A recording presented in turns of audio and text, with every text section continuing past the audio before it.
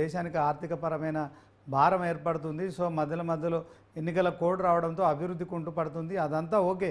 ఇప్పుడు మీరు తీసుకున్న ఏదైతే జమిలీ ఎన్నికల విషయంలో మీకు సంపూర్ణ మెజారిటీ రాకుంటే మరి మొదటి సంవత్సరంలో అంటే మీ ప్రభుత్వం ఏర్పడి ఇప్పుడు 100 రోజులు అవుతుంది.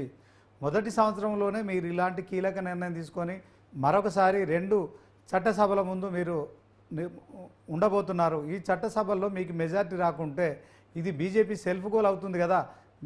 కాంగ్రెస్ పార్టీ తర్వాత వీటన్నిటి తర్వాత చర్చిద్దాం. ఇది సెల్ఫ్ గోల్ అవుతుంది కదా. మీకు మెజారిటీ రాకపోతే అక్కడ కనుక లోక్సభలో మద్దతు దొరకపోతే రాజ్యసభలో మద్దతు దొరకపోతే మీ మీద మరి కొంత ఇది మీకు మీరే సెల్ఫ్ గోల్ చేసుకున్నట్టు అవుతుంది కదా. ఒక విషయం అండి, ఇవాళ ఇంకా లోక్సభలో బిల్లు పెట్టక ముందు మేము అన్ని రాజకీయ పార్టీలతో చర్చిస్తా అని చెప్పేసి మా ఒక అధిష్టానం చెప్పడం జరుగుతా ఉంది. అన్ని దేశంలో ఉన్న ఏవైతే రాజకీయ పార్టీలు ఉన్నాయో రాజకీయ పార్టీలకు ప్రాతినిధ్యం వస్తున్న పార్లమెంట్ సభ్యులు కానీ రాజ్యసభ సభ్యులు కానీ అందరితో చర్చించిన తర్వాతనే మేము లోక్సభకి వెళ్తామని చెప్పి చెప్పడం జరిగింది. ఇంతకుముందు మీరు గమనించండి, వాస్తవంగా ఇవాళ వ్యవసాయ చట్టాలు ఏవైతే ఉన్నాయో గతంలో వ్యవసాయ చట్టాలు తీసుకురాక ముందు వ్యవసాయ చట్టాల విషయంలో కూడా మీరు వెనక్కి తీసుకోవాల్సిన పరిస్థితి తలెత్తింది. రైతుల నుంచి తీవ్ర వ్యతిరేకత వ్యక్తమైంది. ఒక నిమిషం, ఇవాళ వ్యవసాయ చట్టాల విషయాలు వెనుక తీసుకోవడం కారణం చెప్తున్నా మీరు మాట్లాడుతున్నారు. ఎందుకు వెనుక తీసుకోవాల్సి వచ్చిందంటే ముందుగా ఏదో ఈ ప్రతిపక్ష పార్టీలతోని ప్రజాప్రయ సేకరణ చేయకుండా దాన్ని తీసుకోవడం జరిగింది. దానిలో కొద్దిగా విఫలమైన కాబట్టి అది వెనుక తీసుకోవడం జరిగింది. ఇప్పుడు అట్లాంటి సందర్భాలు లేవు. ఇవాళ మీరు గమనించండి, ఇవాళ ఏదైతే మన వక్బోర్డు భూముల విషయంలో ఇవాళ ప్రజాప్రయ సేకరణ తీసుకుంటున్నాం. ఇవాళ అప్పుడు వ్యవసాయ చట్టాల విషయంలో ఇట్లా ఈ రకంగా ప్రజాప్రయ సేకరణ తీసుకుంటే ఇవాళ రద్దు చేసే అవకాశం ఉండబోతుండే. ఆ రోజు జరిగిన మిస్టేక్ ఇవాళ మేము అన్ని రకాలుగా మేము ఆలోచించుకొని తీసుకోవాలి నిర్ణయమే. ఇప్పుడు వక్బోర్డు అమెండ్మెంట్ బిల్లు కూడా ఏదైతే ఉంది ఇవాళ ప్రజాప్రయ సేకరణ నడుతా ఉన్నది. ఇవాళ ప్రజాప్రయ సేకరణ విషయంలో కూడా అందరూ కూడా ప్రజాప్రయ సేకరణ ఇవాళ అందరు చేస్తా ఉన్నారు. ప్రజలు కూడా ముందుకు వచ్చి ఇవాళ దానిలో వాళ్ళ అభిప్రాయం చెప్తా ఉన్నారు. ఇవాళ నేను ఏమంటా అంటే ఇవాళ ఇది కూడా ఒకే దేశం ఒకే ఎన్నిక ఏదైతే ఉందో దాని విషయంలో కూడా ఇవాళ ప్రజాప్రయ సేకరణ కానీ లేకపోతే ప్రతిపక్ష పార్టీలతో ఎన్ని పార్టీలు అయితే ఇవాళ ప్రాతినిధ్యం వహిస్తున్నాయి లోక్సభలో రాజ్యసభలో అందరితో మాట్లాడతామని చెప్పడం జరిగింది. అందరితో మాట్లాడినాక వాళ్ళు ఒప్పించగానే వీళ్ళ లోక్సభకు వచ్చే లోక్సభ సమావేశాల్లో ఈ బిల్లు పెడతారు 100%. మేము ఎవరితో చర్చించుకొని పెడతామని చెప్పేసి అనట్లేదు. ఇవాళ రామ్నాథ్ కోవింద్ గారు వారు ఒక నివేదిక సమర్పించడం జరిగింది. ఆ నివేదికను కేంద్ర కేబినెట్ ఆమోదం పొందడం జరిగింది. మహేందర్ గారు మీరు శ్యామ్ గారు, వాస్తవానికి బీజేపీ మరి ఈ 1 నేషన్ 1 ఎలక్షన్ అనే జమిలీకి అయితే సిగ్నల్ ఇచ్చింది. ఓకే, గ్రీన్ సిగ్నల్ ఇచ్చింది. కేంద్రం ముందుకు వస్తుంది. ఆ కోవింద్ కమిటీ నివేదిక ఆధారంగా ముందుకెళ్తుంది. కానీ ఇప్పుడు బీజేపీకి అంత బలం లేదు. సో గతంలో కనుక 303 ఎంపీ సీట్లు గెలుచుకున్న క్రమంలో 2019లో ఈ నిర్ణయం చేస్తే వాళ్ళకు మెజారిటీ ఉంది. కానీ ఇప్పుడు సొంతంగా కేవలం 240 సీట్లు మాత్రమే బీజేపీ గెలుచుకుంది. మరొక మ్యాజిక్ ఫిగర్కు 32 మంది అవసరం పడ్డారు వాళ్ళకి. ఇటు టీడీపీ కావచ్చు, అటు బీహార్లో ఆ 2 రాష్ట్రాలకు సంబంధించిన ఎంపీల మద్దతు కూటమితో ఇప్పుడు ప్రభుత్వాన్ని ఏర్పాటు చేసింది. అంటే కొంత బీజేపీ సీట్లు తగ్గిపోయినాయి ఈ టైంలో. మరి ఇలాంటి జమిలీ ఎలక్షన్ సంబంధించిన విషయంలో ఓకే, అది దేశానికి సంబంధించిందా, పార్టీలకు సంబంధించిందా, రాజకీయాలు ఉన్నాయా, దీనంతా పక్కన పెడదాం. ఒకవేళ కనుక ఇది పాస్ అయ్యే పరిస్థితి ఉంటుందా? దీంట్లో ఖచ్చితంగా బీజేపీ ధీమా ఏముంది, దీని వెనుక దీని ప్రధానమంత్రికి ఏమైనా స్కెచ్ ఉందా, అనే వ్యూహం ఏంటి, ఏం అర్థం కావట్లేదు, చెప్పండి. ఒక విషయం ఎట్లా ఉంటది అంటే ఏ గవర్నమెంట్ కూడా తన గవర్నమెంట్ పడిపోవాలని చెప్పేసి ప్లానింగ్ చెయ్యదు కదా. లోక్సభలో ఎంత బలం ఉంది, రాజ్యసభలో ఎంత బలం ఉంది, ఈ బిల్లు జమిలీ ఎన్నికల బిల్లు ఉభయ సభల్లో ఆమోదం.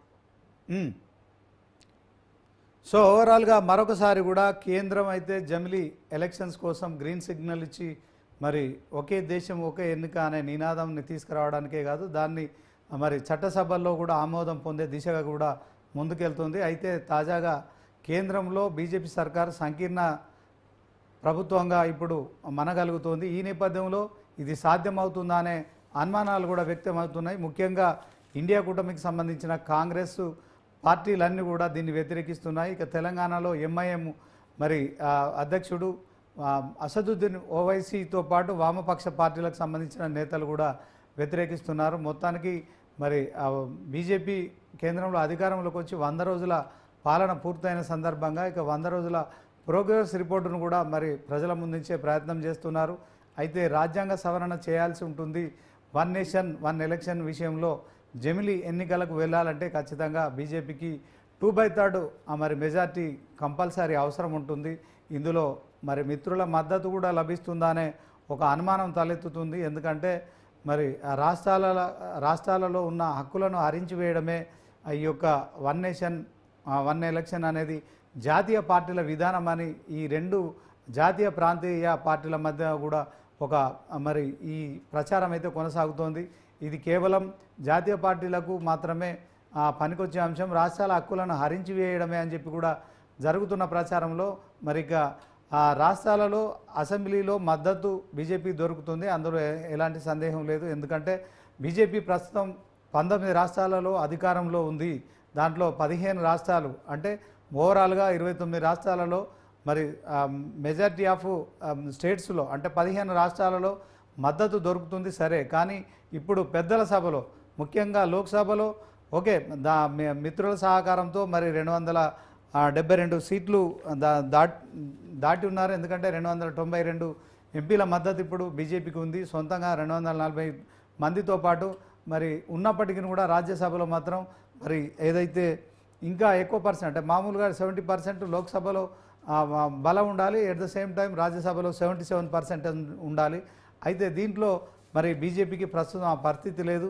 ఇప్పటికే సంకీర్ణ ప్రభుత్వం కొన్ని సాధారణమైన బిల్లులకు కూడా ఆమోదం కూడా పొందాలంటే ఇప్పుడు మిత్రపక్షాలను మరి ఖచ్చితంగా మెజారిటీ కోసం అయితే వాళ్ళు అభ్యర్థించాల్సిన పరిస్థితి ఉంది. గతంలో 303 సీట్లతో మరి 2019లో జరిగిన ఎన్నికల్లో ఆ పార్టీ దేశంలో ఒక ప్రభంజనం సృష్టించింది. సో కొన్ని నిర్ణయాలు కూడా తీసుకుంది, దాంట్లో ప్రజల ఆమోదం పొందింది. తర్వాత ప్రతిపక్షాలు కూడా మరి అప్పుడు కాంగ్రెస్కు సంబంధించి కేవలం 50 సీట్లు మాత్రమే ఎంపీ సీట్లు గెలుచుకొని మాత్రమే ప్రతిపక్ష హోదాకు మాత్రమే పరిమితమైన పరిస్థితి. ఇప్పుడు ఆ పార్టీ సొంతంగా 99 స్థానాల్లో గెలుచుకొని అంటే రెట్టింపు సీట్లు గెలుచుకుంది. ఇండియా కూటమి ఓవరాల్గా మరి 230 స్థానాలకు పైగా ఎంపీలు గెలుచుకున్నారు. ఇప్పుడు మరి ప్రతిపక్షంలో బలంగా తన గొంతు వినిపించబోతుంది. సో మిత్రులను కూడా కూడబడుతుంది. ఇక బీజేపీ సంబంధించి ఓవరాల్గా దేశవ్యాప్తంగా మరి రాహుల్ గాంధీ అయితే రాజ్యాంగాన్ని చేతిలో పట్టుకొని మన ప్రచారం చేశారు. ఎన్నికల ప్రచారంలో రాజ్యాంగాన్ని ఖచ్చితంగా బీజేపీ మారుస్తుందని చెప్పి కూడా కాంగ్రెస్ శ్రేణులు మొత్తం ప్రచారం చేశారు.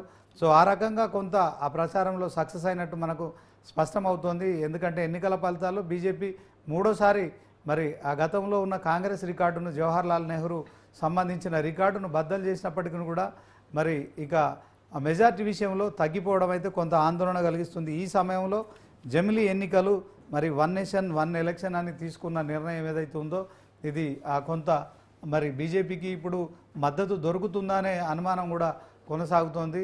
దీంట్లో మరి సంకీర్ణ ప్రభుత్వంలో మిత్రులు సహకరిస్తారా? ముఖ్యంగా ఏపీ ముఖ్యమంత్రి చంద్రబాబు కావచ్చు, అలాగే బీహార్ ముఖ్యమంత్రి మరి వీళ్ళందరూ కూడా మద్దతు తెలుపుతారా అనేది కూడా ఉంటుంది. ఎందుకంటే ఇప్పటికే ఆ రాష్ట్రాల ముఖ్యమంత్రులకు పెద్దపీట వేస్తున్నారు. మిగతా రాష్ట్రాలకు సంబంధించి మరి బడ్జెట్ విషయంలో కావచ్చు, నిధుల విషయంలో కావచ్చు కొంత వివక్ష చూపెడుతున్నారని జరుగుతున్న ప్రచారంలో మరి మిగతా రాష్ట్రాలు కూడా కొంత మరి ఇలాంటి కీలక బిల్లులు ఆమోదం తెలపాలంటే మిగతా రాష్ట్రాలకు సంబంధించిన ఆమోదం కూడా పొందాల్సి ఉంటుంది. సో మోడీ మరి ఇక రాష్ట్రాలను ప్రసన్నం చేసే దిశగా కావచ్చు, తర్వాత తటస్థంగా ఎవరైతే ఉన్నారో వారి మద్దతు కూడగట్టుకునే ప్రయత్నం చేస్తారు కావచ్చు. ఆయన వ్యూహం ఆయనకు ఉండొచ్చు. సో దీంట్లో రాజ్యసభలో 77%కు సంబంధించి ఆయన ఆమోదం పొందుతారని కూడా మనం భావించవచ్చు. కానీ ఓవరాల్గా చూసుకున్నట్టయితే బీజేపీ బలం తగ్గింది. దీంట్లో లోక్సభలో కింద మీద మరి మెజార్టీ సభ్యులతో మమ అనిపించిన